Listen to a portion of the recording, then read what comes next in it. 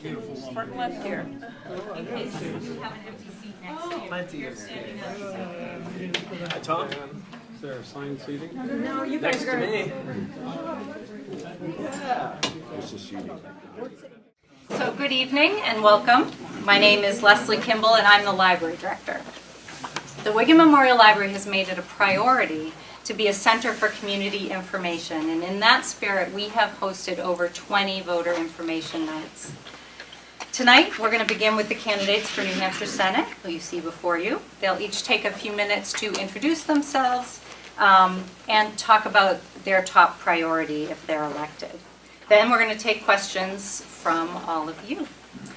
We will be following a timed format for that. We're going to look for probably about maybe your question fitting in about 30 seconds, which I know sounds short, but believe me, if you've ever had to stand up in front of people and say something for 30 seconds, it's longer than you think.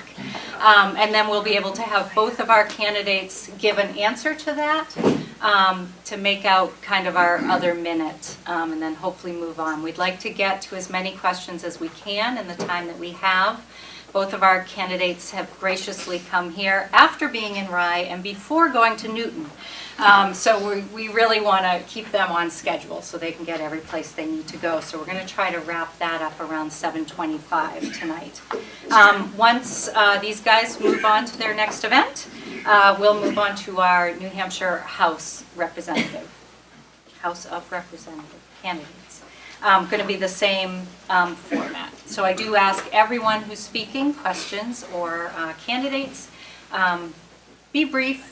You know, brevity is the whatever it is that quote is. Just be brief. That's all you need to know. You should have audience etiquette cards. If you don't have one, we can get you one, so that you know the candidates also have etiquette lists of things.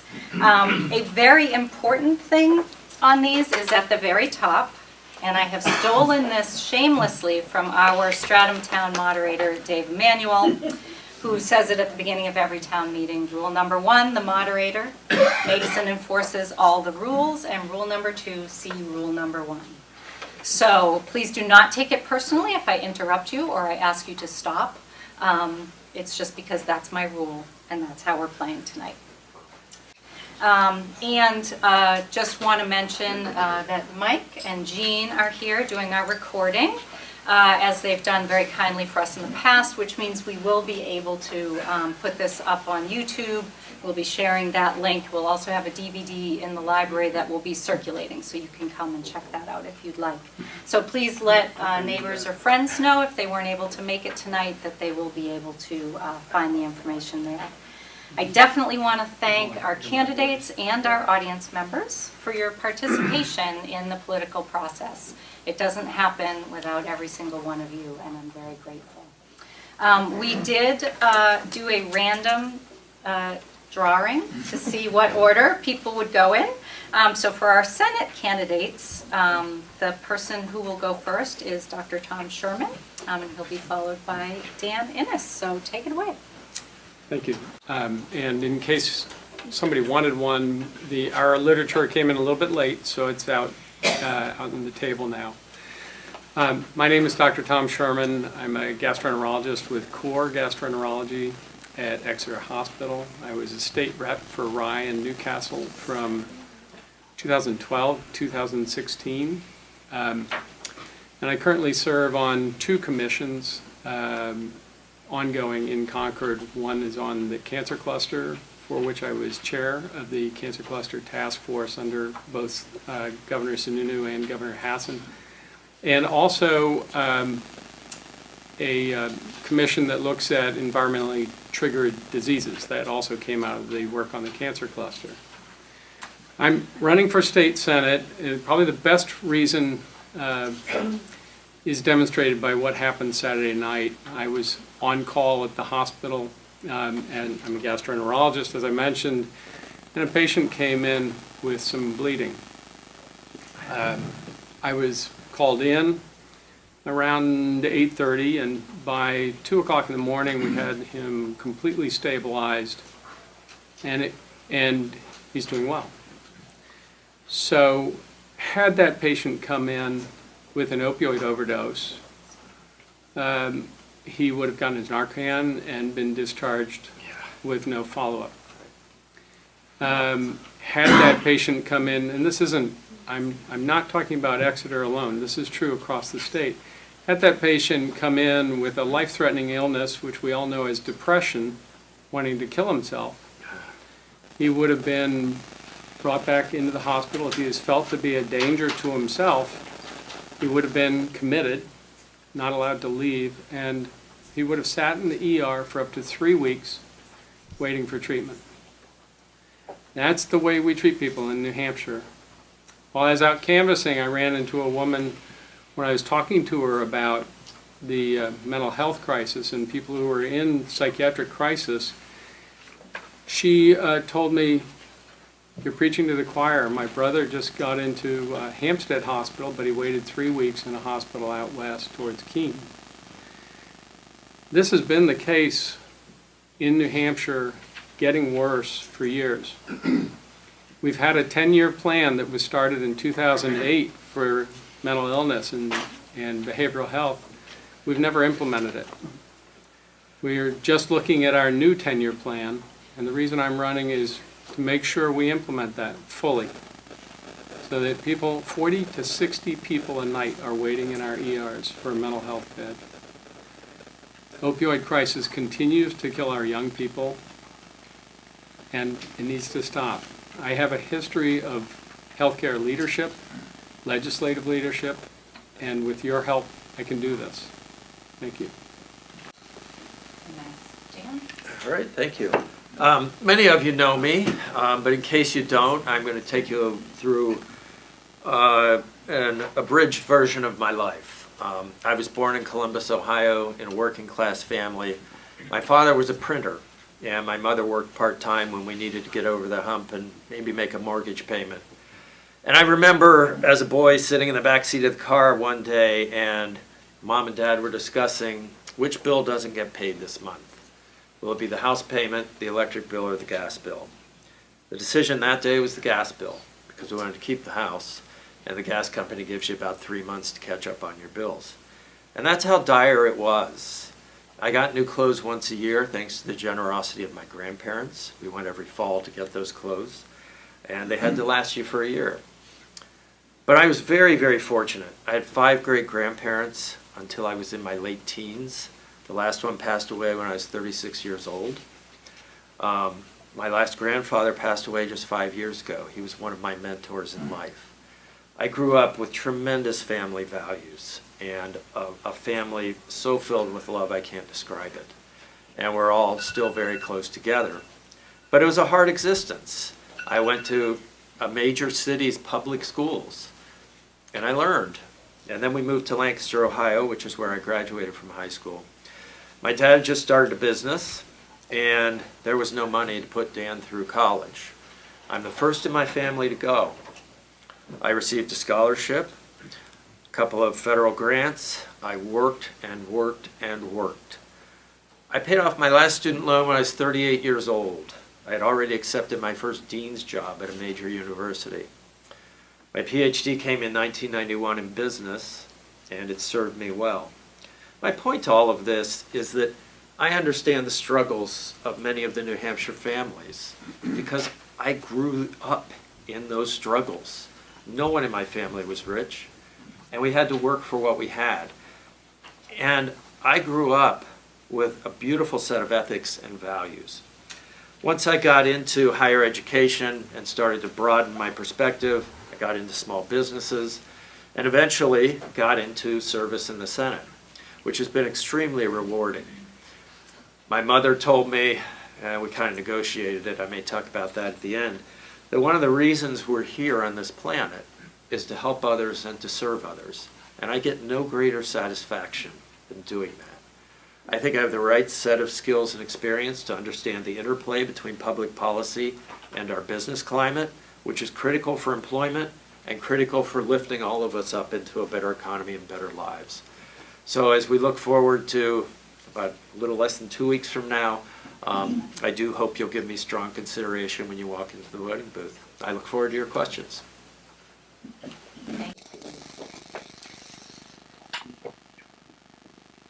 All right, here's how it goes.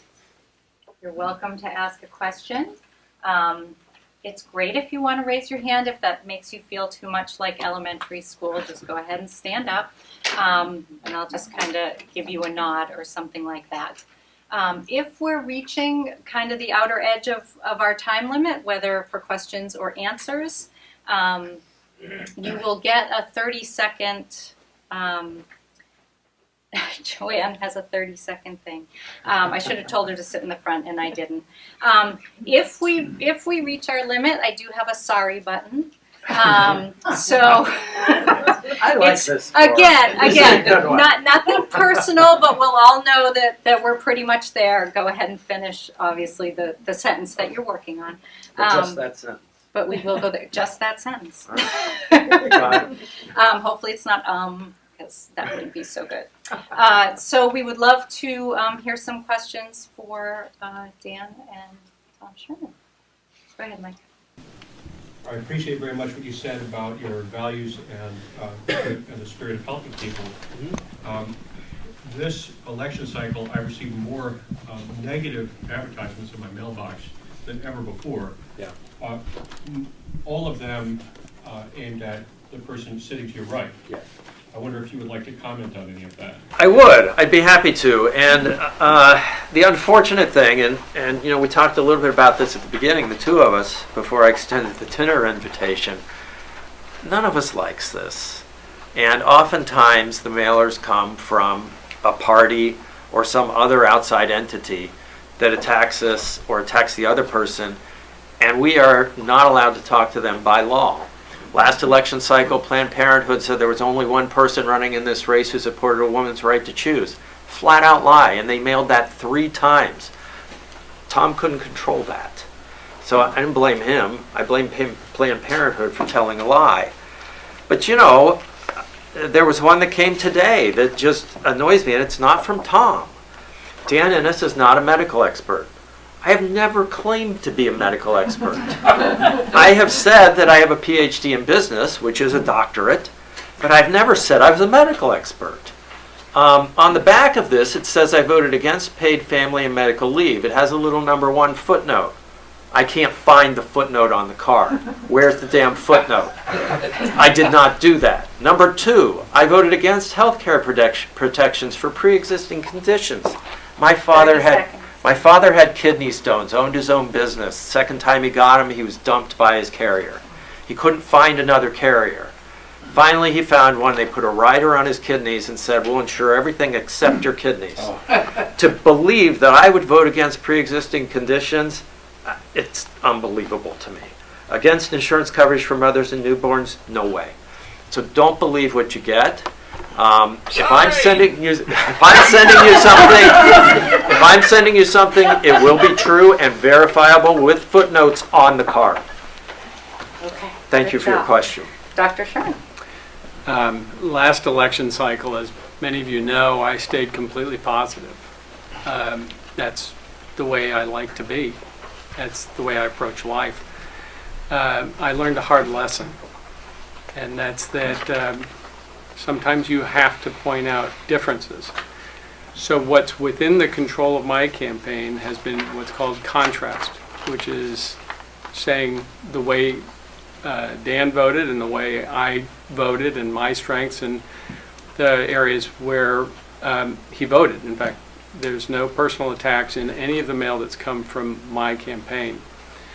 On the other hand, at the end of the last campaign, about 4 days before, when I had no time to reply, his campaign, not the Republican Party, sent one of the most nasty mailings I've ever received, and it was just an outright lie about an abortion statistics bill.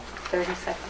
I took that bill, worked across the lines with pro-life people and with Planned Parenthood, and made sure providers and patients were completely de-identified and aggregated, and that the information would go away. I never thought that something that was so much what you all have asked for, which is where you work with people who have a completely different ideology and find common ground, would actually be used against me, and Dan did. That'd be Thank nice. you. I like an apology. Thank you.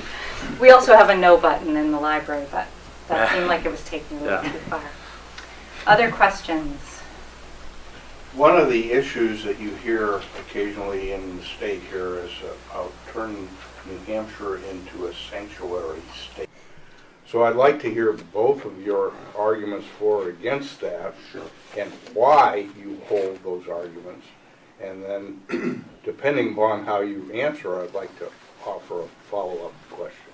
I think is it your Go turn? ahead. Yeah, I'll answer that. We don't have any cities in our district. We don't have any cities in our district. We have 11 towns. This never really crossed my radar until it was brought up. And we're a state that has always prided itself, even to the point of prevention training for opioid addiction, on not micromanaging towns, municipalities, and cities. We let them make their own decisions. So I think, number one, this is a federal issue. Number two, I have seen incredible bills die because we don't micromanage our towns. And I am not going to start doing that now because of one issue. Okay. Quickly, I do have a copy of the amendment to the bill that Dr. Sherman was talking about, my negative mailer on, with some highlights. If you want to have a look at it at the end, I'll leave it. Secondly, with sanctuary cities, I absolutely do not support them. I think it is an unbelievable concept, and there's no place for it in New Hampshire. In the event a city tries to do it, or a town, I will do everything in my power as a state senator to stop it. Period. Maybe I was a little unclear, it's not really a follow-up, but there are people talking about making the whole state a sanctuary state. No. I don't think we have that power anyway. Great. Other questions? Dr. Sherman, you talked about a 10-year mental health plan that's never being implemented and time for another 10-year plan. I'm not clear on who designed the plan and what power as state senators you would have to implement that plan or a new plan to come. That's a good question. I guess it's me first, Yeah, it's isn't you it? first. Yeah, I think that's a great question, and the Senate actually does have some ability there. My sense is, how old is that report, Tom? Well, the first one's 2008 to 2018. Yeah, so we're at the end of it. We need a new one. A lot has changed in the last 10 years, the opioid crisis being one of those things. And, there are many things that are always moving targets. So we need to update the plan. And I would support establishing a commission or a committee that would do just that. And then it's up to the legislature to work with the governor to begin to implement that plan, depending on what the outcome is. I don't think we can waste any time, given the fact the plan expires this year. We need to get on it immediately when we get back to Concord. And I'd be happy to work with you or anyone to draft legislation to start to require that commission to redevelop and get a good plan going.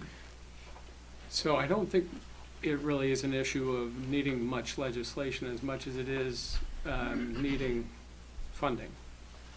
And that's an issue of priorities. So the actual implementation of this is done through the Department of Health and Human Service for the most part. So when you look at the current situation, what we have is we have people sitting in New Hampshire Hospital, which is our state mental hospital, with nowhere to go because the outpatient services are not robust enough to support them. So that's the issue. Really starts with funding. So the steps would be, the old plan expires this year, and it really is outdated. It was written in 2008 by really wonderful people, but the state of the art has changed. The new plan is right in the midst of about to be approved, and once it's approved, then the funding would be the major issue, not so much needing to put in enabling legislation, although if there were any enabling legislation necessary, it certainly would be supporting that. But the number one thing is making sure it's covered in the budget. I don't disagree. Another question? Yes, thank you. I have, until recently, been a lifelong Republican voter. But in recent years, I've become a strong proponent for green justice, that is preserving our planet, and immigration justice, which we all are aware of is badly in need of addressing at local, state, and federal levels. I'd like to hear from both of you on your positions on both of these subjects. I'll start with green, which I'm assuming you mean environmental issues. I'll sort of answer it the way I answered a similar question in Rye. I believe that, actually it's interesting, I was talking to a professor at Sloan today at MIT who is one of the world's experts on the economic impact of climate change, and her comment was that climate change is not a belief system, it's a fact. And if you look at the science behind it, it's not really equivocal. And whether man has caused this or not is also not really debatable. It's people who say there are fluctuations. Her comment is, if you're looking at natural cycles of cooling and warming, we'd actually be in a cooling cycle. And our warming cycle is off the charts. So the first thing is, I'm going to try to make this really brief. There's So- two questions in there. Yeah, I know. So we are on the coast. Stratham isn't, but we're very much surrounded by water. And any fisherman or lobsterman will tell you that they've seen remarkable changes in even the last couple of years. We have to implement our coastal risk and hazards recommendations. That's step one. That's a commission that came out about 2 years ago that is up to date. And that's the first step I would take. Oh. All right. Could we maybe respectfully double this one since it's Yeah, two questions? absolutely. Okay. So why don't you answer green and then Okay, I'll sure. answer the, Just trying Happy to to get do you it. guys out of here on time. right. This past summer, I spent 2.5 weeks out west, and a week of that was spent in Glacier Park. And it was too cold to get up to Grinnell Glacier, and there was too much snow. That's not related to climate change. Climate change is real. Climate is always changing. I am a strong proponent of protecting our environment. We have to be pragmatic in how we do it and sensible in how we do it. But I want to reduce pollution. I want to reduce CO2 emissions. Automobiles are the largest contributor of CO2 to the atmosphere. So we're all guilty sitting in here right now. And we do have to find a way to leave less of a footprint on this earth, or we're going to use it all up. I believe we need to do this incrementally as we see change happening, and not build the wall along the sea for 50 years from now, but for 5 years from now, as we can predict things pretty tightly. I can't say enough how much I believe in protecting our environment. The United States has the cleanest air in the world. There's a map you can find online. We can't do this alone. China and India are destroying the atmosphere. We've got to do this globally. We need to contribute, and I support that, but we can't go it alone. May I ask a follow-up, just a brief follow-up?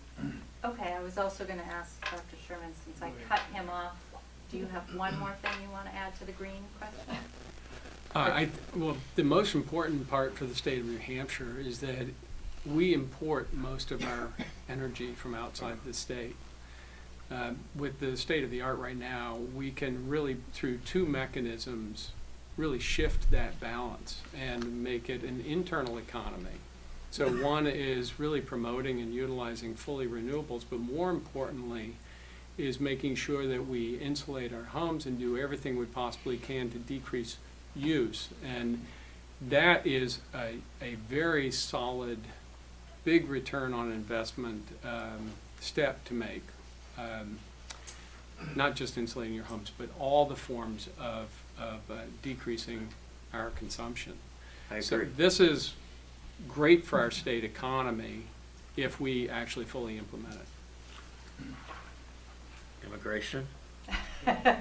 You have a choice. You Well- can either have your Follow-up follow-up on Follow-up environment. to green justice. Okay. Our current governor and his dad were science deniers, Right. big time. And And so I guess I would ask how we're going to influence, especially if Governor Sununu is reelected, how we're going to influence him to get on board with this, what I believe is a very important issue for our globe. Is this me first? Sure. I think the most important thing to do is make your arguments with facts and present the facts to the governor. He and I have a good relationship. I don't think he knows quite how environmentally conscious I am. But the governor will often listen to facts and data.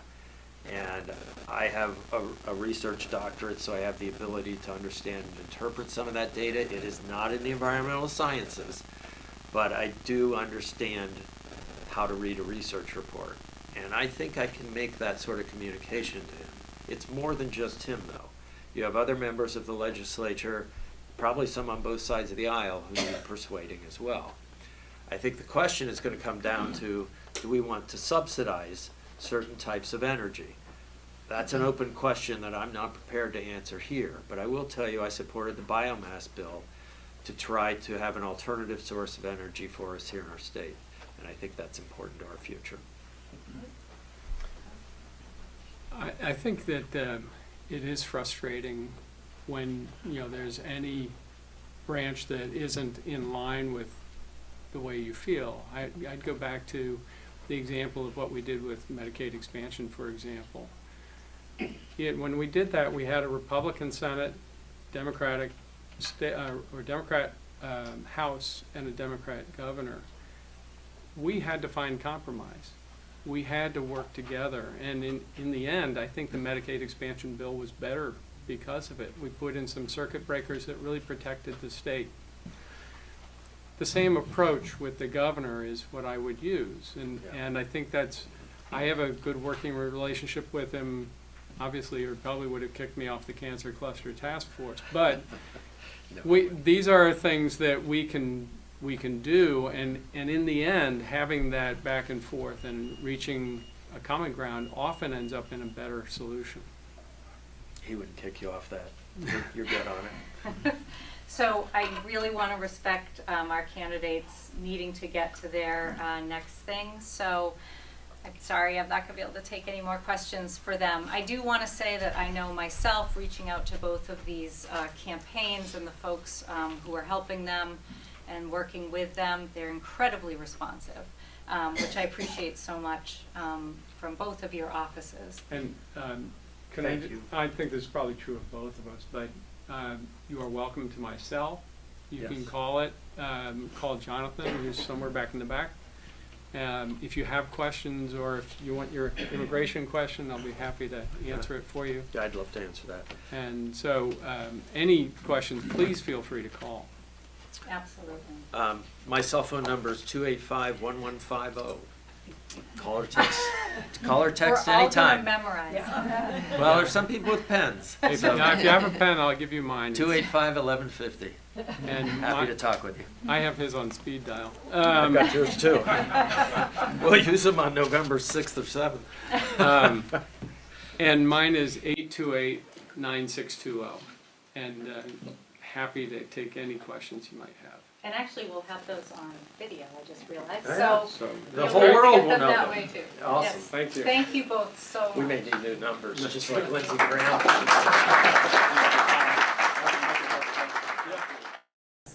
Our House candidates to go ahead and come up and take a seat. Doesn't matter where you sit, because we're going to have you speak in a random order anyway.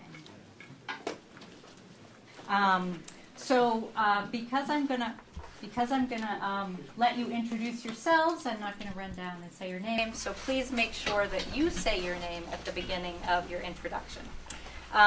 So this is the order that we're gonna go in, so you can be prepared for when you're next.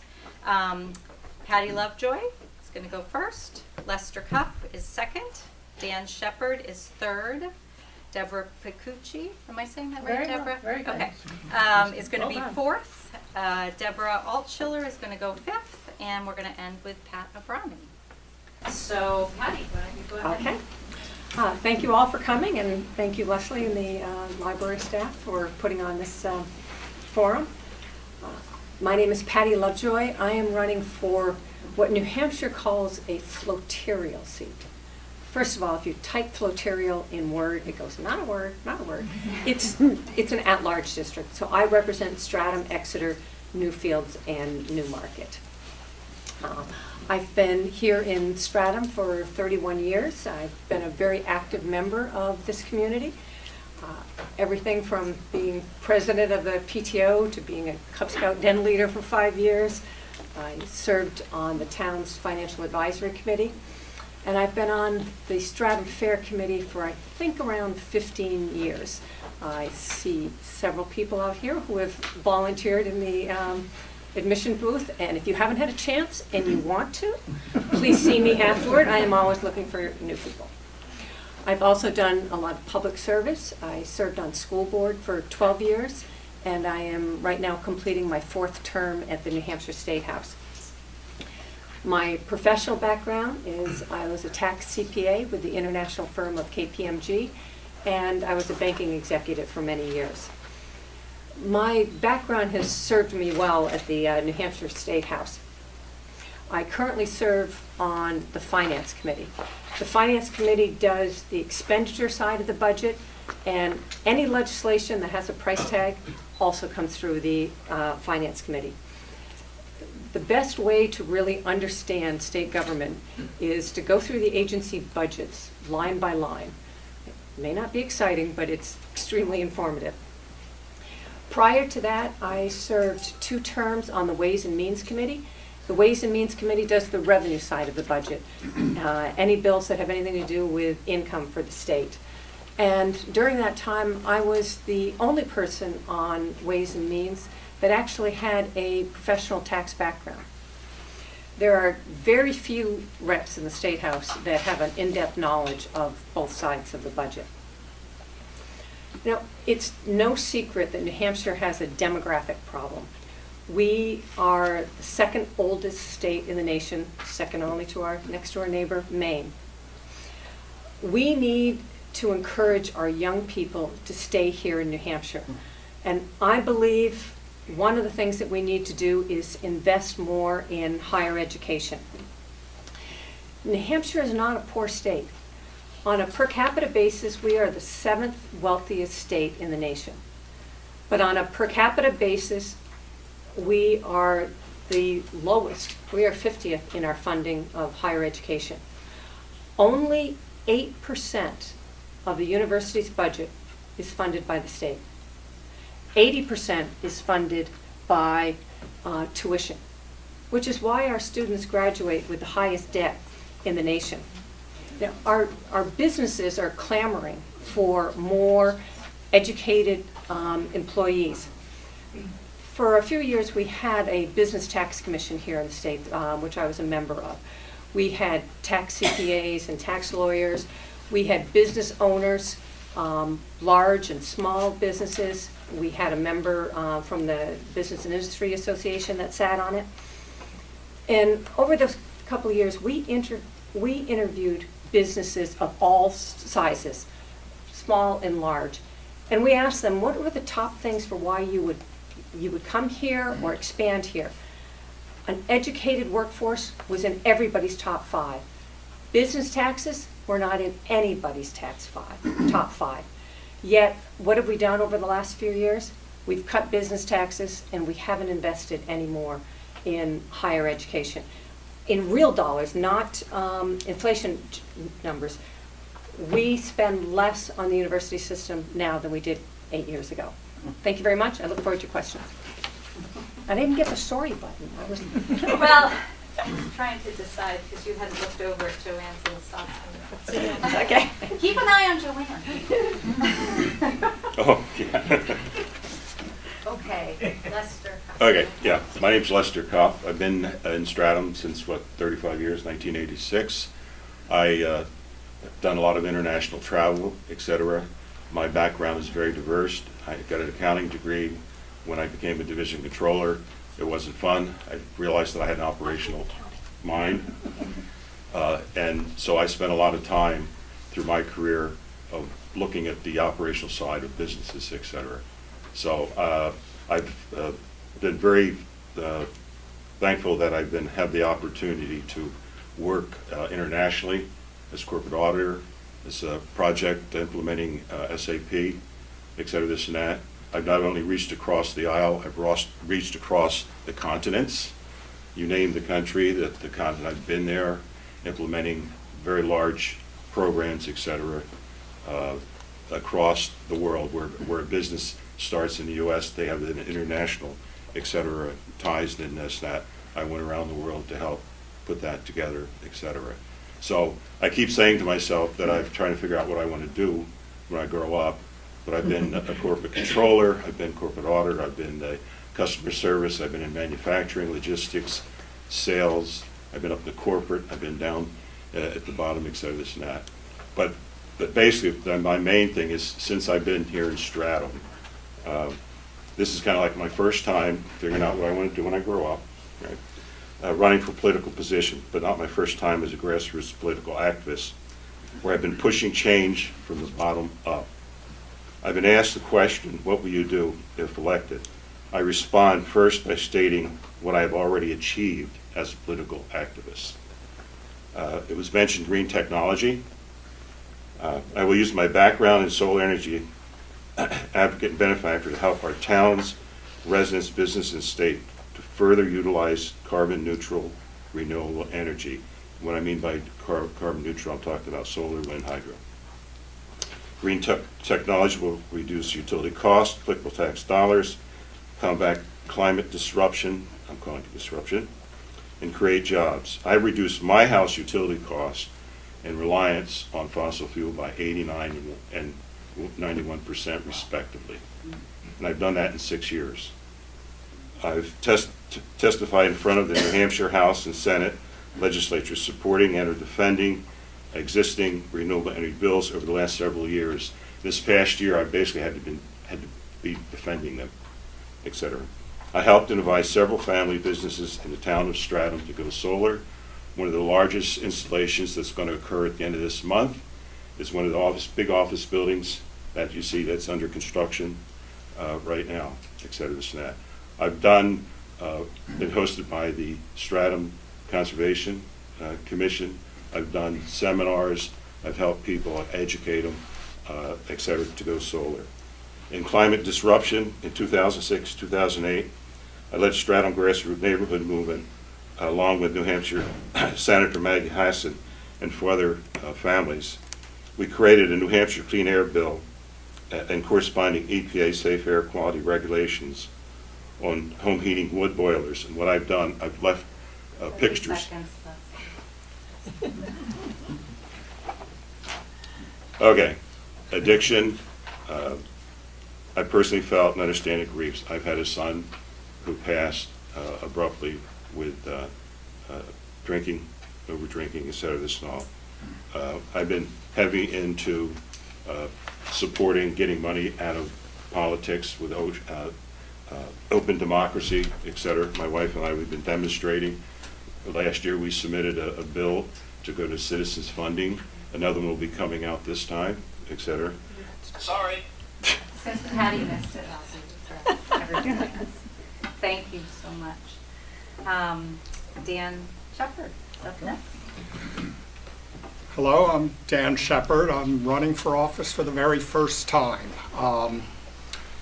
People have already told me, what are you, crazy in this political climate? You're going to try and get into this. But so far, the experience has been going to door. I recognize a bunch of faces here. I still see many that I haven't met going door to door. So one of the most enjoyable parts of this so far has been just getting out and meeting everyone in Stratham that I didn't already know.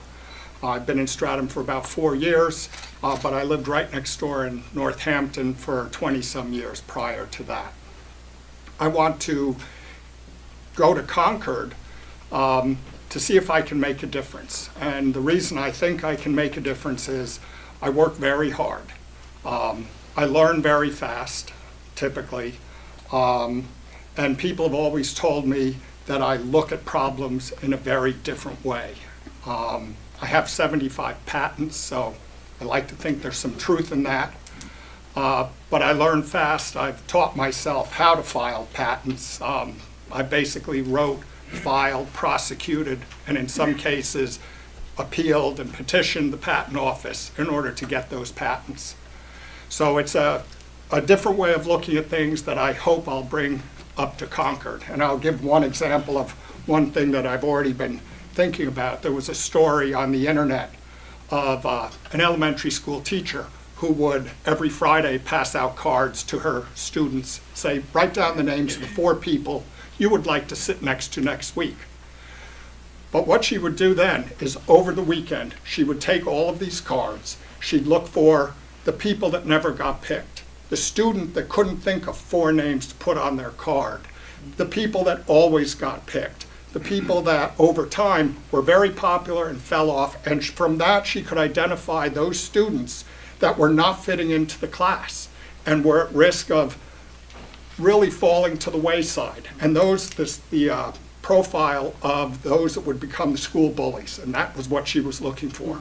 And in this day and age, even more critical, it's those students that are going to do the school violence. I've actually tracked down this teacher. Her name is Kathy Pitt. She worked at the Seagate Elementary School in Naples, Florida. I've had multiple conversations with the school already. And I would like to, as an example, bring these techniques up here to New Hampshire.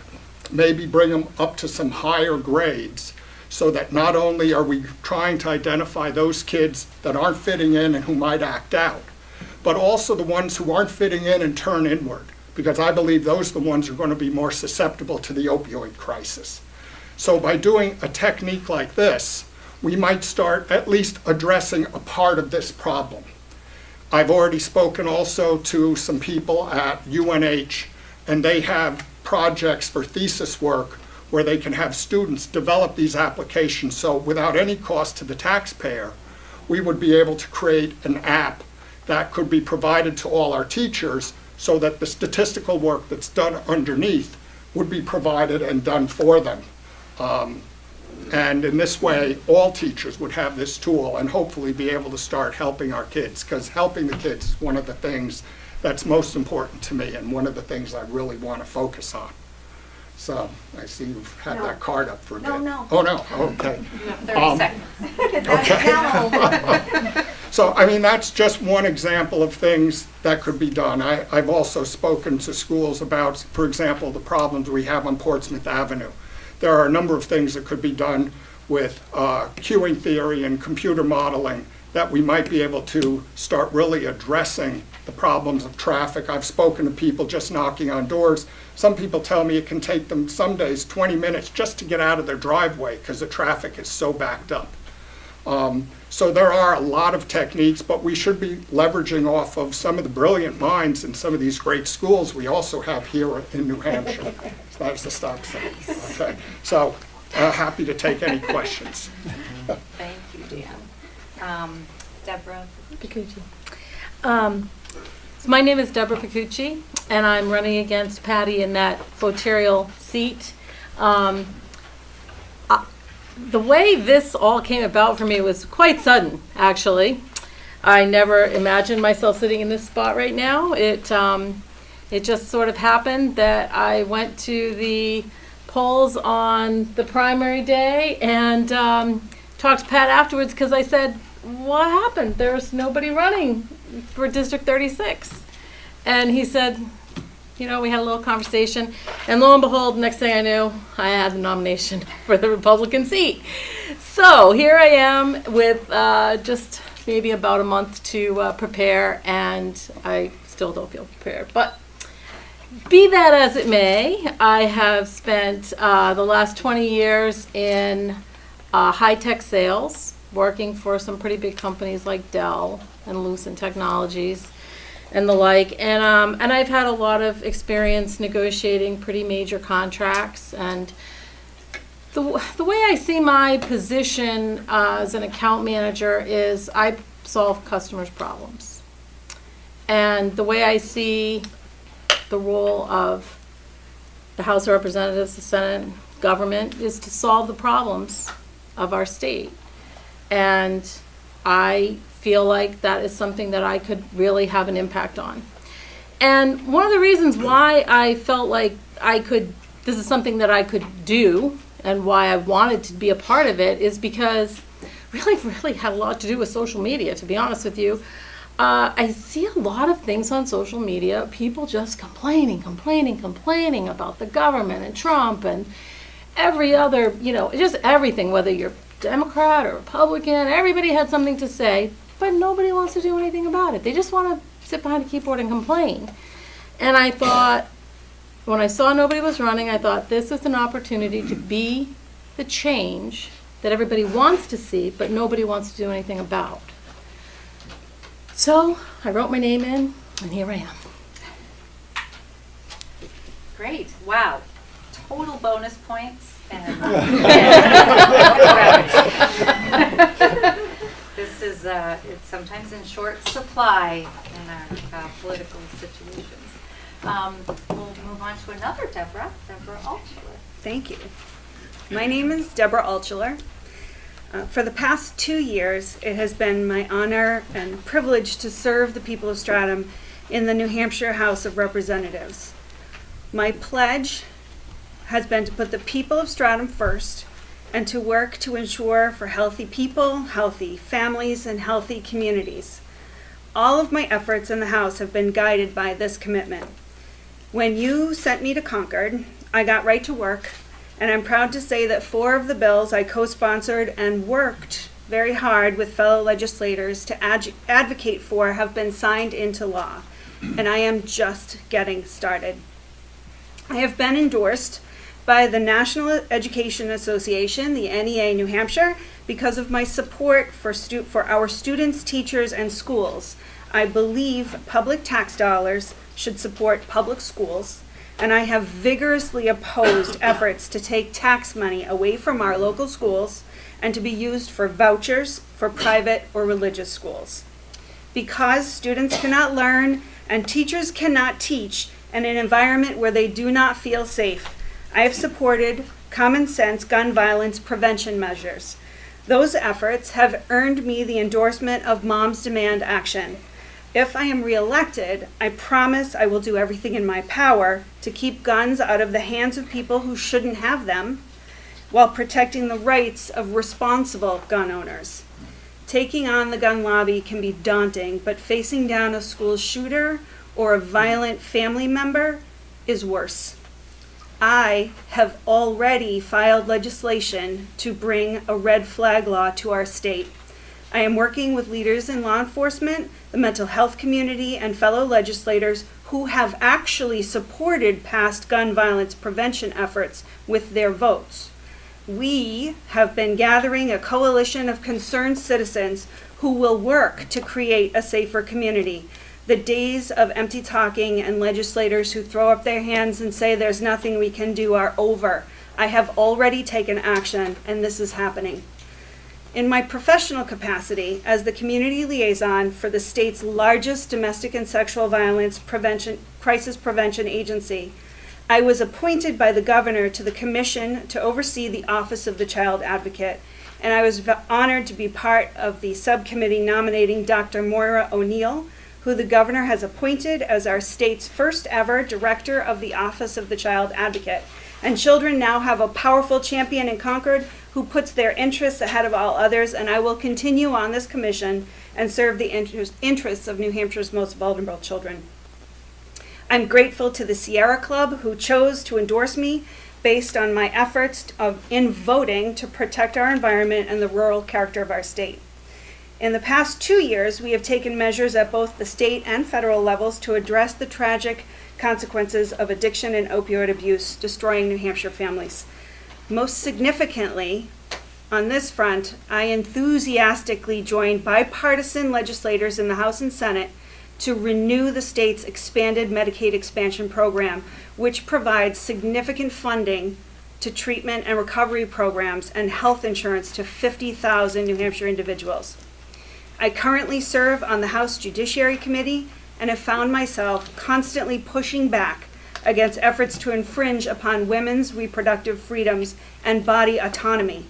Those efforts earned me a 100% rating from Planned Parenthood and an endorsement from Emily's List. I will continue.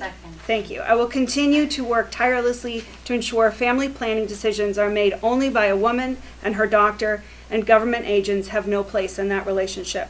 I will continue to call for civility in the House and urge members to participate in the sexual harassment prevention training that is now poorly, voluntary and poorly attended. We'll finish the rest later. So close. Deborah Pacucci still wins the brevity contest. Let's see what Pat Abrami I'm not can going to do win. I'm not for going to us. win the brevity contest. Pat Abrami. So, State Rep Pat Abrami, and it's been an honor to serve you for the past 4 terms, 8 years. I've served as long as Patty has in the House of Representatives. I'm currently the Vice Chair of Ways and Means. I've been the Vice Chair for the past 4 years. I grew up in Long Island, New York. My dad was a union carpenter. My mom came across through Ellis Island from Italy. I went to the University of Buffalo, where I received my bachelor's and master's degree in industrial engineering operations research. 43-year career as a partner, owner, and principal of Applied Management Systems, a healthcare operations consulting firm, and I just retired in April. 2 children, both through college, out on their own, one in California, one in Maine, and I'm a 35-year resident of Stratham, where my kids did grow up, 4 streets up to the right, Tall Pines Drive. I'm running again because I want to keep New Hampshire, New Hampshire. We have the best state in the union, and it takes constant vigilance to keep us that. And we are always ranked #1 in quality of life, every single year when compared to other states. The other states should emulate us, not the other way around. We shouldn't be emulating other states. States should take lessons from New Hampshire. Our ethos of personal responsibility, work ethic, self-reliance, but coupled with our ability to help people in need, true need, with a hand up. That really does work in New Hampshire. So why should you vote for me again? Well, I'm a proven leader up in the House. There's no question about it. I'm Vice Chair of Ways and Means, as I said. I chair numerous commissions. Right now, I'm chair of the Marijuana Commission. Not easy task, 17 members trying to come to terms with marijuana legalization in the state. I'm chairing the Municipal Assessment of Utility Commission. No easy task. I've got the utilities on one side. I've got municipalities and the assessors on another side, trying to bridge that gap. That's what I do.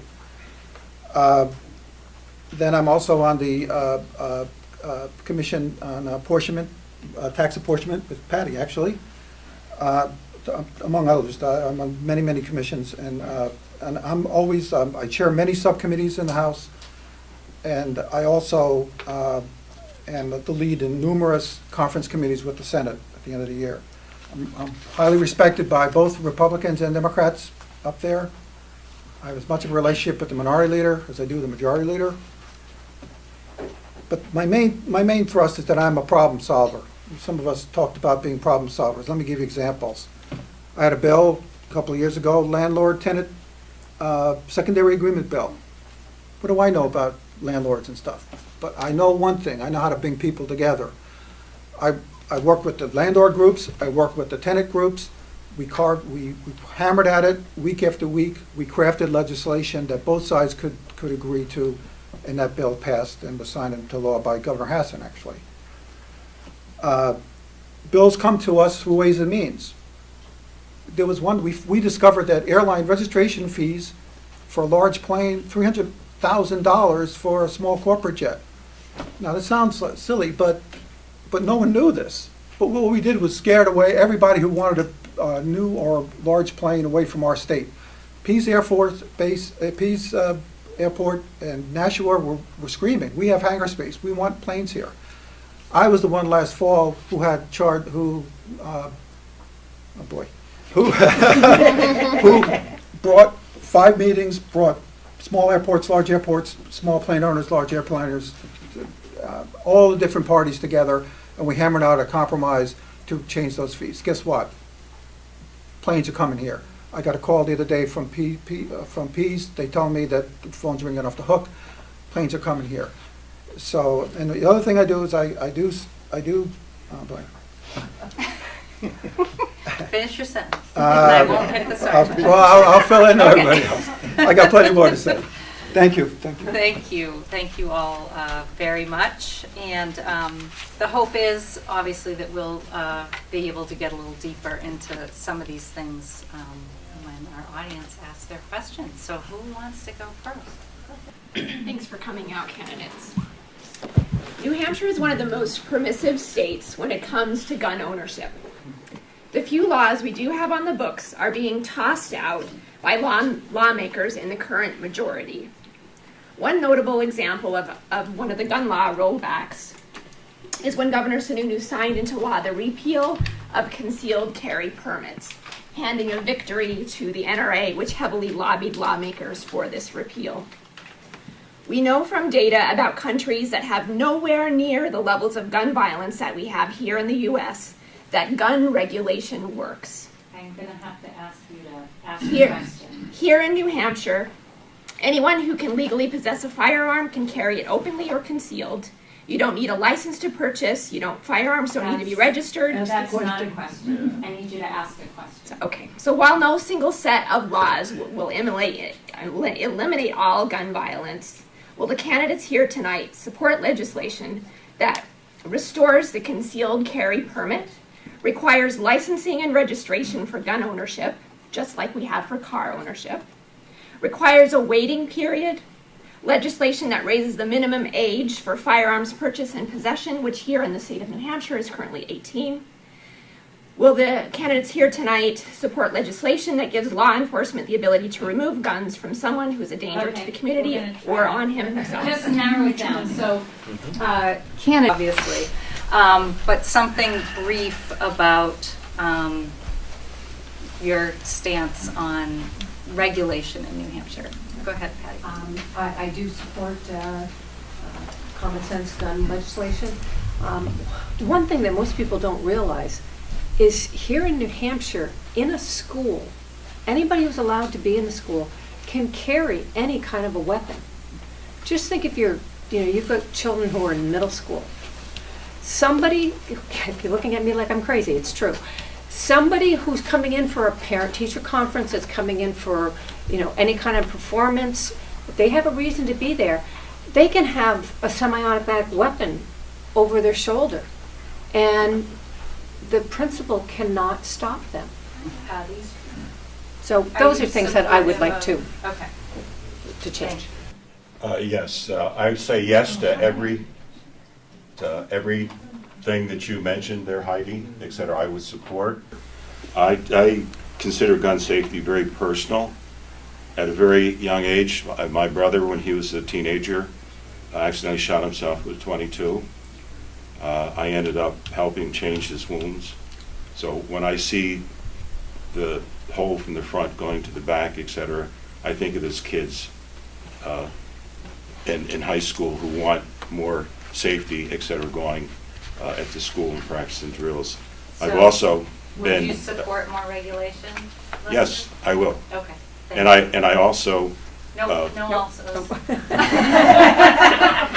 we talking Not about right this now. one? We have a lot of people, and that was I get that was a complex question, and we can go back around with it, but Okay.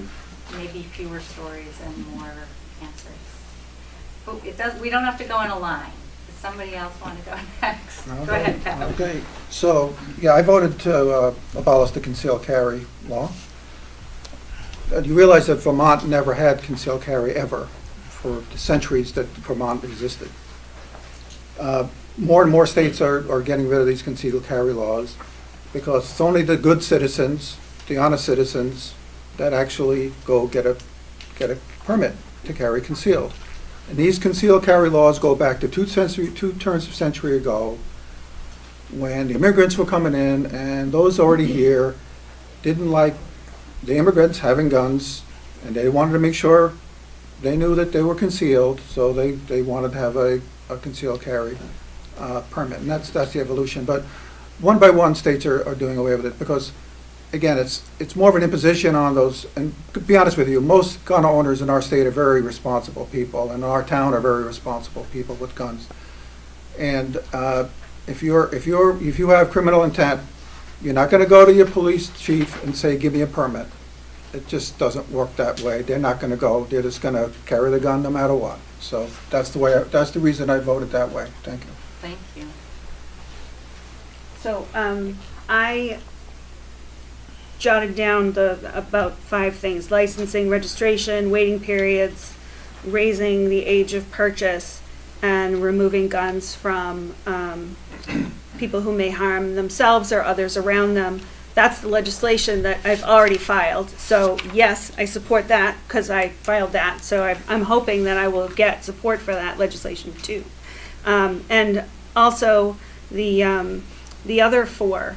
I am a member, an active participating member of the Gun Violence Prevention Caucus in the House of Representatives. We've been at work for about 6 months putting together legislation to address every one of those things that you've mentioned over the course of the next biennium. So I hope to be able to work with other legislators to hammer out what works for New Hampshire, because we pass our laws for what works for New Hampshire, not what other people are doing.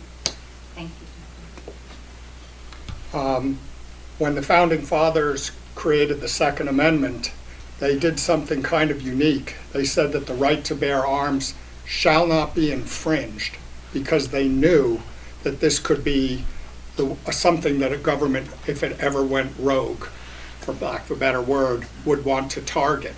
That both makes it difficult for any changes, and it also emphasizes the need to have the Second Amendment, which I'm in favor of. Congress does get to regulate commerce, so things that are not a firearm, for example, bump stocks, they can certainly regulate, and I do favor that. But the right to protect yourself, which was really what the Second Amendment was all about, not for hunting, is something that is an integral part of the fabric of this country. That being said, this is why, as I said in my opening statement, why some things we've got to find ways to address them. So as I said, for addressing issues of school violence, we've got to find other ways to do it without necessarily attacking the Second Amendment. But out of the 40 largest school massacres, only 14 were in the U.S. The other 26 were in other countries where a lot of them don't even have guns.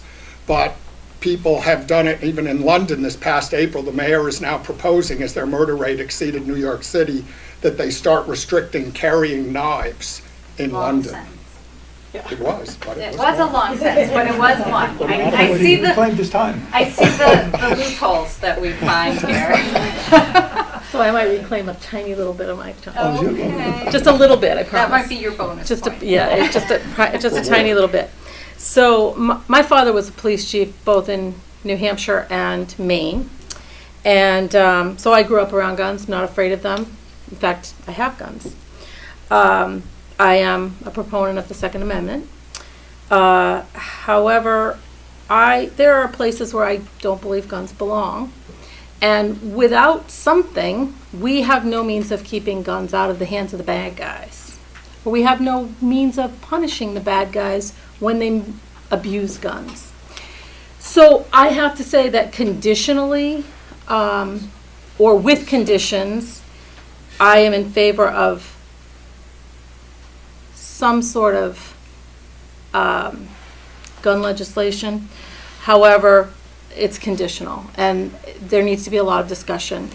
And more importantly, I'm in favor of education, both for children and adults, particularly people who are afraid of guns. People need to be educated. And as Deborah said, we need to have prohibitions against from keeping guns from schools, and we need to have systems in place for, what was the term? I can't remember the term you used. Red flag laws? Well, the red flag laws, but there was another phrase you used that I can't think of it. But in any case, that's where I stand right now. Very nice. Sorry, I lost my train of thought. No, something I'll remember it. Yeah. You seriously didn't really Go go much over? over your Okay, time. thank you. You won that one. I'm just going to see if there's somebody who wants to ask a question who hasn't asked one yet tonight. Go ahead. So, Pat, Representative Lovejoy said some really interesting statistics about higher education funding and its contribution to the brain drain that New Hampshire is facing. We do have one of the oldest populations in the country. So what I'm really interested to hear about is how you would attract and retain young New Hampshireites. Well, I'll jump in. We're not Boston, we're not New York City, first off. I mean, we do have Portsmouth, we do have some attractions to bring people back. On Ways and Means, we hear every year from economists and demographers. And this one demographer keeps on saying that the phenomenon that he's starting to see now is that, yes, our kids leave the state.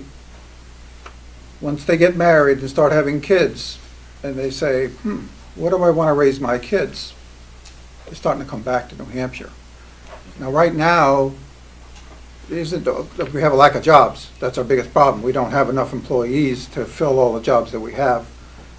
So I think it's naturally going to happen that we're going to start seeing it. And I think our aging statistics are kind of inflated by the fact that we do, believe it or not, I think a lot of you recognize this, a lot of people retire here. They come from other states here. If you go around the lakes, I mean, we got $1 million houses around the lakes. So those are all in the statistics. I mean, I don't know what you do to, we have pretty good jobs here. I voted for the Army, the Advanced Regenerative Manufacturing Institute in Manchester to have a renaissance there of growing kidneys and all sorts of organs and things. We continue to bring business in, and we should be able to attract people back here. And I think we've done a pretty good job of that over the last bunch of years. Thank you, Pat. You mentioned Army. New Hampshire is really positioning itself to be a bioscience tech hub. Yet, if you go up to UNH and you look at the bioscience labs, they were from the 1960s. They are deplorable. UNH had proposed in the last capital budget. They gave two different proposals to do it over multiple years or to do it over a shorter period of time to upgrade that facility, to add on to it. I really was supporting doing it quicker. Well, guess what? We didn't put $1 in the capital budget this last time, not $1 for higher ed. If we want to keep our kids here, we need to have quality education. And I'm not saying UNH is not a quality school, but the cost of it is just too high because we don't support higher ed. We need to do much better. 8% of the budget coming from the state is not enough. So I'd like to jump in here. So public education is huge. I will echo what Representative Lovejoy said. When my third child is applying for colleges. I've had 2 children go through college, and when the financial aid packages come to our house, we got $0 from the university system of New Hampshire. 0. Both of my oldest children have gone to school in other states, and I'm fortunate that they moved back, and so are you all, because they're amazing. But it's unusual. So when you send a student out of state to go to school somewhere else where they get a better financial aid package and they do their internships in another state, it's really hard to entice them to come back, particularly when we have a state that doesn't support rail, doesn't support public transportation, doesn't have child care credits for young families, and doesn't support family medical leave insurance so that those young families can take care of new babies, can take care of their aging parents, can take care of each other and when they have medical catastrophic issues. So these are the kind of things that we need to build into our infrastructure in New Hampshire so that we bring and keep our young people and bring young families back. Can I respond to that? Yes. Oh, okay. Green energy, green technology, okay, it's the fastest growing across the United States as far as jobs. A lot of your eastern states, New Jersey, Maryland, New York, they're looking at wind turbines out there. They're creating a new industry, a new technology. If we invested money in the future, we would have people come and they'd go to school. In the schools, if we put in technical stuff, what's growing right now is young kids, like in revision, installing solar, because a lot of us older ones can't get up on those roofs and move the machinery, et cetera, this and that. So it's happening in front of our face, but our state is pushing and not allowing it to grow. So with respect to all my peers who have great ideas, I would also like to point out just one thing. Trade schools. Everybody's talking about higher education, but we have no trades, and that is the area that is most suffering in our education system today, is higher education in the trades. And that would be a number one, I don't know about number one, but it would be a huge draw for people to come back or stay in New Hampshire, is to have a means of earning a living that doesn't require them to go to college. But I'll just add in that with today's youth, a lot of what really attracts them is, as Patrick pointed out, when they start families, is the quality of life here, which is a huge advantage that New Hampshire has, and not one that's easily replicated by some other state, such that we could lose that advantage once we show everyone what an advantage it is. But also the technology, if we could do more to really enhance the technology in our schools and attract high-tech companies here. I think Patrick alluded to that with the companies for the 3D printing of body parts for surgical transplants and so on. I think that would be another thing to focus on, to try and keep the kids here. That's great. Go ahead. A lot of discussion here about money, basically, and that's what politics is. It's revenue versus expenditures. Patty would like to spend more on education.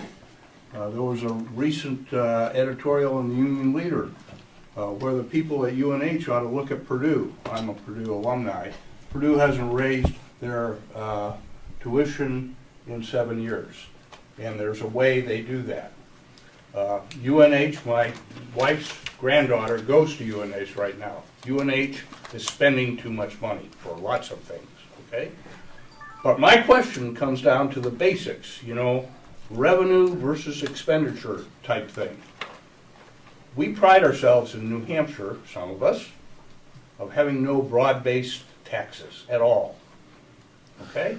So I'd like to ask each one of you, would you support a broad-based tax or not? Would you sign the, quote, pledge saying, I will not support a sales tax, income tax, or any other broad-based tax? Patty? I would not sign a pledge, but I don't believe in pledges. But Come on. I do not intend to vote for a sales tax, a broad-based sales tax or an income tax. Okay. Thank you. You're on record. Okay, I think very different. I think out of the box, okay? If I look at UNH, to me, I have a spending challenge, I have a funding challenge, and I have a revenue challenge. The revenue is what I'm charging to my students. The funding problem is what the state is supporting. The third piece is the cost that the university is spending. For me to give a broad judgment on what needs to be fixed, I would want to look at all those. The other night they mentioned about there's a funding project going on UNH.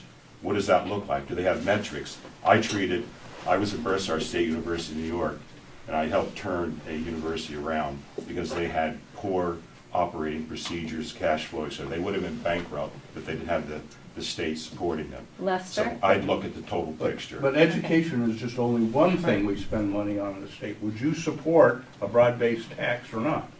To me, it's putting the cart in front of the horse, okay? That's an answer. Deborah? So thank you. First, Deborah A. Instead of Deborah P. Go ahead, Deborah A. We'll just go down the line. Did you say Deborah P first? No, Deborah A. Deborah A first. Okay. So thank you for bringing up that government has revenue and expenditures, and the difference between running a business and running a government is government has responsibilities to its people, and those are So does business. All right, we we're are not gonna go back making and money. forth. We are not making money in government. We are serving people in government. And so our expenditures are based on what our priorities are. And in New Hampshire, our revenues should reflect, what we take in should be spent on those priorities. And we shouldn't be giving away our revenues before we've met our priorities Deborah? and met our budget. So I do not support broad-based taxes and have not voted for them. But I also want to be very clear that our last budget did not reflect our priorities because it gave away money before we met our responsibilities. Okay, thank you. Deborah P. And I'll talk about that with you later. No, I would not support, and yes, I would sign a pledge. No broad-based taxes. Sign a pledge? Sure. I got to give a longer answer than that. So there was a bill, there was a constitutional amendment on the ballot about 6 years ago, 5-6 years ago, to prevent New Hampshire from ever having an income tax. Some of you remember this. The vote was 57% of the people in New Hampshire said they didn't want an income tax, 57%. Then when I talked to people, there were others who supported that but didn't want to mess around with the Constitution. You know, some people just don't want to for any reason. Well, it's 60%. This is just what New Hampshire, this is who we are. And in relation to the business tax cuts, I hate to tell you this, but revenues, business tax revenue exceeded year over year, $142 million more from 17 to 18. After we started cutting the business taxes. Business is booming in New Hampshire and the revenues are flowing in big time. So again, I agree, it's priorities. We have to set priorities and how we spend it. And I'm no broad-based tax, I'm on record, no broad-based tax. But it's how we manage it, how we manage the money, and setting proper priorities. I agree with that. Great. And we do a very good job of efficiency in our government, trying to keep our government efficient and spend the money wisely for all of you. Thank you. Thank you, Pat. Another question. Oh my gosh, so many people. Go ahead. Yes, you. Representatives, I have spent, and other candidates, I have spent the better part of a year now wandering around the state asking people questions about the things that we should or should not be doing.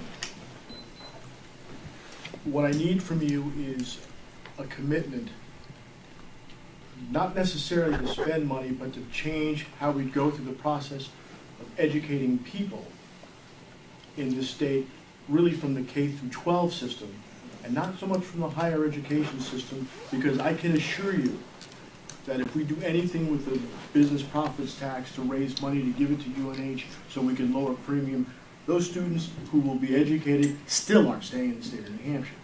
The reason, the issue that the students have, the millennial students, young students who I spoke with today at Central Middle School, they look for diversity within the state. And they're leaving because they do not feel that this state has the diversity that they seek. I speak to the businesses from 6 Hour, Delta Dental, New Hampshire Ball Bearings, for the purposes of going out and trying to recruit minority candidates to those businesses. What's the question? They tell me that we need to change the diversity, and to do so we have to educate the students, K through 12, and their instructors. Will you support my efforts to make sure that that happens? Because if we don't do that, the state that we have is so old that we're never going to grow economically. Let's get answers to, would you support educating K through 12 students? I still don't fully understand. So I hear you and I understand what you're asking, and yes, the state of New Hampshire should be integrating cultural competency and raising our game. We can do better in New Hampshire. We can train our educators, we can train our business leaders, and we can bring that to our students to raise our cultural competency quotient in this state. it's a necessary way, necessary thing we need to do to bring more people in and grow the state. And it'll happen through the younger families, and it'll happen through. Okay, Deb. Yeah, you're I'll let you okay. go. You're for it. I really, yeah, like I want to talk about cultural competency with you later I too. just want So to check and see if the rest of our candidates fully understand the specific question that's being asked. Only because I wasn't 100%. I have to apologize because I work in a multiracial industry and I live in a biracial family. So I didn't know this was an issue, probably just because I have blinders on. But yes, I would support it. I want to give you a recommendation. I worked for Digital Equipment Corporation, which is HP, back in the 90s, and there was a big push to get women engaged as managers. And you know what the business did? They put on all their managers that part of their goal was that they had to bring a woman into a leadership position. A lot of women came in. It was great. I wish they kind of did that for people of color, but it worked. Okay? Tell your businesses that's what they need to do. Make them held responsible. If they're no promotion, no getting diversity. I'd like to thank Rogers for all the work that he's been doing. I think asking the questions and getting people to look at the diversity or lack of diversity here in New Hampshire. And I know what you're saying about students wanting more diversity. My son went to college outside of New Hampshire specifically for that reason. He wanted to go to school in a more diverse culture because the world is much more diverse. Anything that I can do to help you, Rogers, I'm on board. Great. Dan and Kat, anything to add? From my background, doing sort of inventive problem solving, diversity is always a plus. The more different ways and different backgrounds and different pasts that people have to look at a problem, the more options you're going to have for solving problems. And I think the youth today expect that when they go to school. And I mean, we know each other somewhat well, and I'd love to hear more about it, but I'm certainly in favor of anything that increases the diversity. I mean, I have my daughter who's 2 years old in a toddler program, but in the class she's in, one kid speaks German, 2 or 3 are speaking Chinese. We've got just about every background in the class that I can possibly imagine. So I guess in some places it's happening, but if we can accelerate it, I would certainly be interested to hear more, Rogers. Great. Rogers, of course, I'll support you, you know that. So, my friend, so let me just tell you a story about New York State real quick. I'm on the Dean's Advisory Council of the School of Engineering at the University of Buffalo, the flagship of the SUNY system. And every time we meet, we talk about getting more women faculty into the problem is, every university and around the country is trying to get more women engineering faculty, so it's a very hard thing. So what we've started to do there is we've started with the younger kids. The school is going out, trying to educate young ladies and other minorities in what engineering is. I mean, you have to start there. Try to get them excited about it and want to be involved in it. And it seems to be working. And they even had a summer camp for young ladies that were in high school.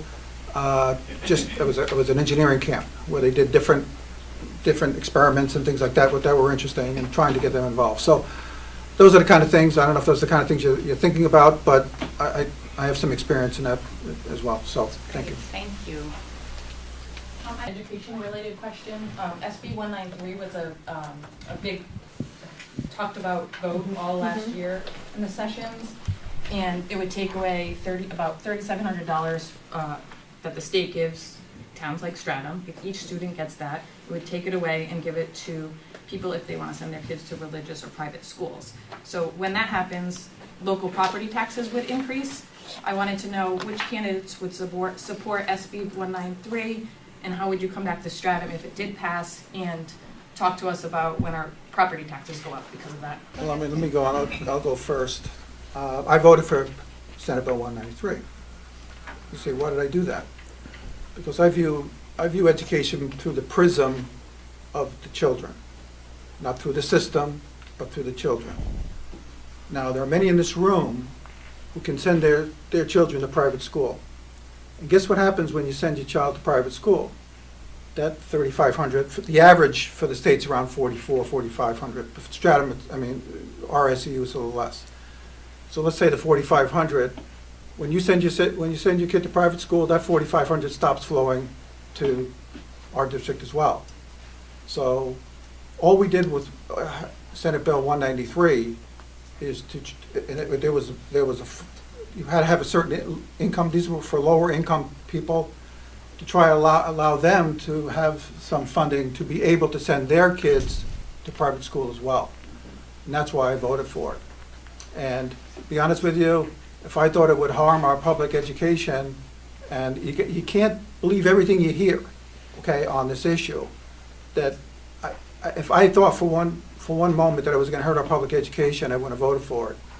Okay, all we're trying to do is help those in lesser means to have the same opportunity, or at least a step towards that same opportunity of those who have means. That's the basis of my vote. I voted against SB 193. I serve on Finance. Finance had a committee that worked on this bill for about 3 to 4 months. And even the Republican chair of Finance spoke on the floor against this bill because it was going to be hurting our local towns. And I don't believe that public funds should be used for private schools, whether they be religious or not. Public dollars should go to fund public schools. So, yeah, I think one of the things when you're looking at this problem, there are many ways to look at this problem. Obviously, we don't want to do anything to hurt our public schools. I went to public school, and I loved it. It did a great job. So we don't want to do anything to hurt it. But some people are not a good fit for a public school. But rather than focus on what money we're getting for the school, speaking we as a school system, don't think of it so much as what are we getting in terms of money. That's not our money as a school system. It's the money to educate the children. So if a child leaves and goes to a private school, our school system actually saves about $15,000 because that's what it costs to educate that child. Now, if that child is educated if that education is paid for by their parent, it costs no taxpayer anything. You're shaking your head no. Am I not? I just don't agree. Well, okay, and I understand that. It's a tough question because you've got to look at this in a way that does not hurt the public school. If one child leaves and that money goes away, the classroom is still there and it's still whole. You can't just say, well, we're going to spend less on the classroom when that cost doesn't change. So if you look at it on a student by student basis, that is a problem, and I do agree with you. On the other hand, if say a whole classroom were to leave, that cost could be saved. It wouldn't impact all the other students. All the other classrooms would remain unchanged and have the same funding. So there's going to be a balance as you are in between those 2 points. Deborah A. Yes. So I voted against Senate Bill 193, and I look at public tax dollars through the prism of a public servant, and those tax dollars belong in the public schools. And something to remember is that here, our students, our youngest students, have access to a brick and mortar public school down the street. They have access to a charter school. We also support an online public school. There are 3 different options right now for students that our public tax dollars support. And additionally, for a lot of us, I know that from my own children's experience, the trajectory of evaluating a student's performance has changed wildly, and we now work with competency-based learning.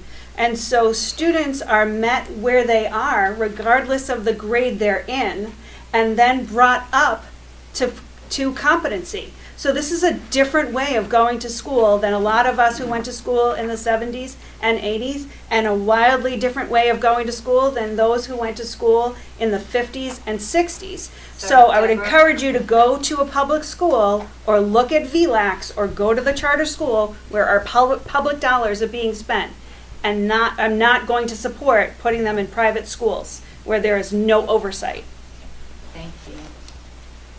I've done a lot of research on this subject because I have a lot of teachers in my family and friends circle, and I do not support it for numerous reasons, taxes being one of them, for the same reasons Deb mentioned. Deborah, sorry.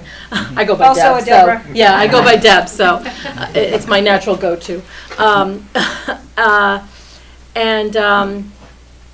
I was met with some opposition by actually another Republican who used to serve in the House. But I feel very strongly that public funds should go to funding public schools and not private. And that's just, keep it short and sweet. Thank you. I'm open to further discussion on the issue, though. Lester, do you have something to add? I wouldn't support money going to the schools either type of thing. So I agree with you. There's adequate structure and education out there that they can go to. So. Great. I think we probably have time for one more question to allow some mingling time, unless people don't want to mingle and just want to keep asking questions, which is fine. I saw that hand back there first. Thank you so much for being here tonight, you guys. We really appreciate it. And for everybody that is unable to be here, the fact that we're able to share this through video is amazing. When this gentleman in the front row talked about expenditures and revenue, both Deborah and Lester, you talked about spending money in our government on priorities, and I'm getting a sense that you both have different priorities. So I'm wondering, not to exclude the other candidates, please chime in as well if you have something different to say, but I would love to hear from the two of you about what your priorities are in spending to help educate us that are going to be voting.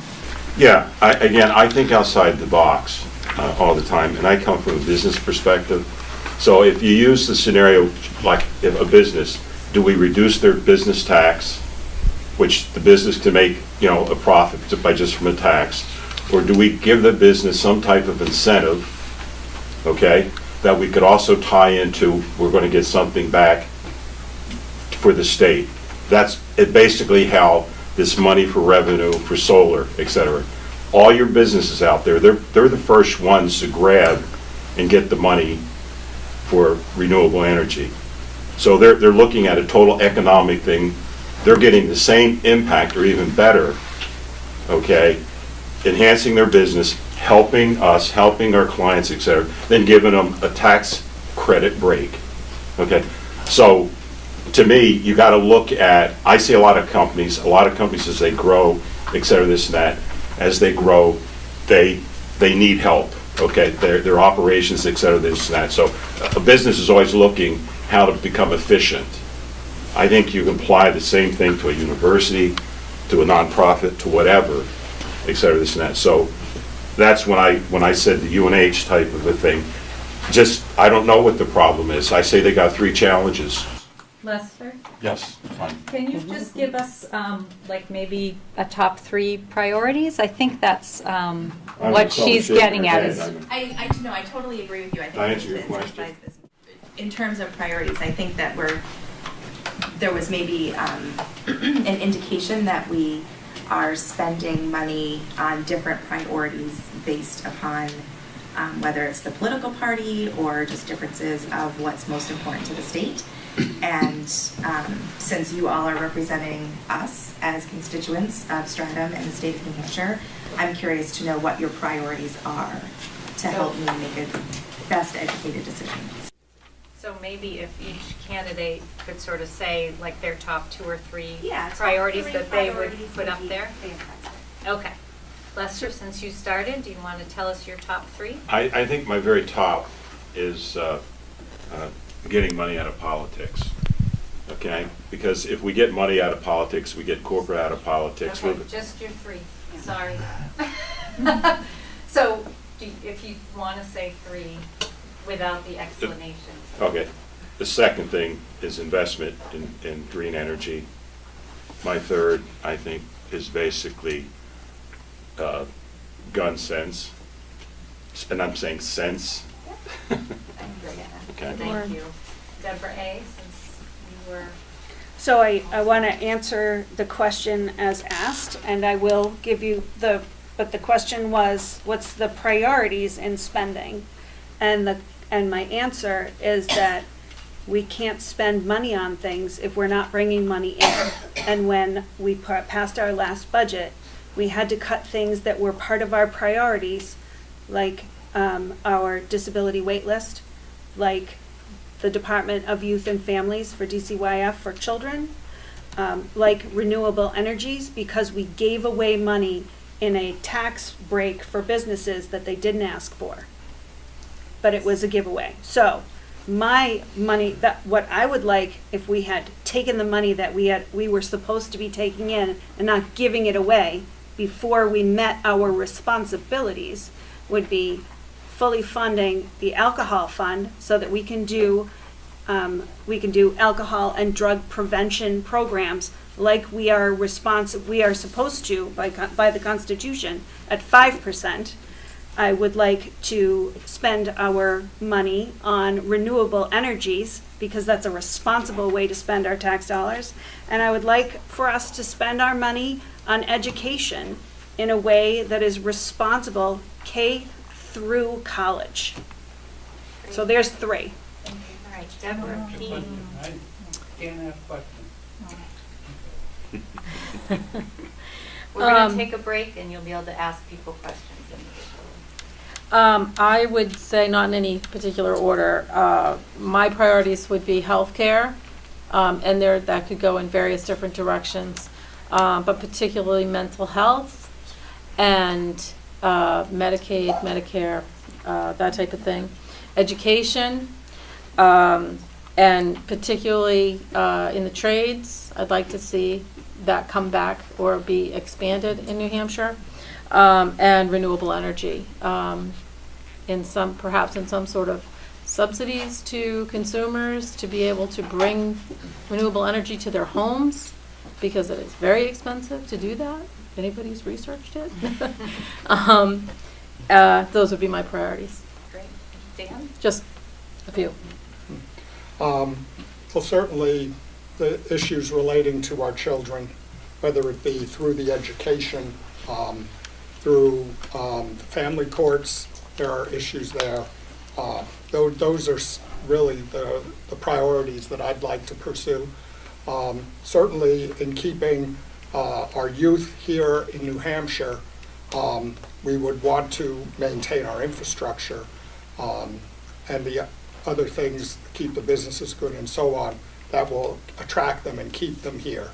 But as far as, I guess that's 3, but